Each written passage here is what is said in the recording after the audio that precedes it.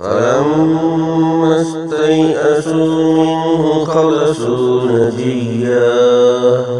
قال كبيرهم ألم تعلموا أن أباكم قد أخذ عليكم موثقا من الله ومن قبل ما فرطتم في يوسف فلن نبرح الأرض حتى يأذن لي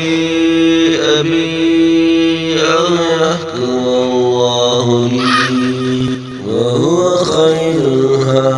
الحاكمين ارجعوا إلى أبيكم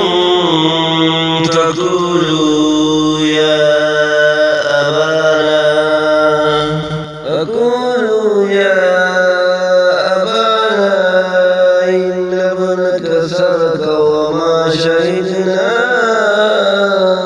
إلا بما علمنا وما كنا للغيب حافظين واسأل القرية التي كنا فيها والليل التي أقبلنا فيها وإنا لصادقون قال بل سولت لكم أنفسكم أمرا فصبر جميل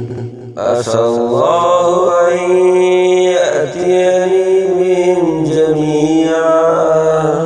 إنه هو العليم الحكيم وتولى عنهم وقال يا أسفا على يوسف وابيضت عيناه من الحزن وهو كظيم قالوا تالله تفتأ تذكر يوسف حتى تكون حرضا أو تكون من الهالكين قال إنما أشكو بثي وحزني إلى الله وأعلم من الله ما لا تعلمون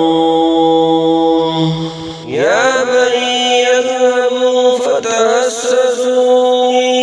يوسف وأخيه فلا تيأسوا من روح الله إنه لا ييأس من روح الله إلا القوم الكافرون فلما دخلوا عليه قالوا يا أيها العزيز مسنا وأهلنا الضر وجئنا ببضاعة مزجاة وأوفي الكيل وتصدق علينا إن الله يجزي المتصدقين قال هل علمتم ما فعلتم بيوسف وأخيه قال هل علمتم ما فعلتم بيوسف وأخيه إذ أنتم جاهلون قالوا أئنك لأنت يوسف قال أنا يوسف وهذا أخي قد من الله علينا إنه من يتقي ويصبر فإن الله لا يضيع أجر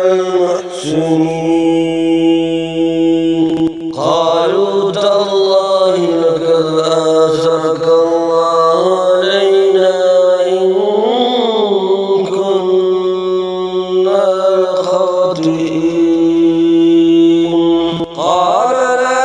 تثريب عليكم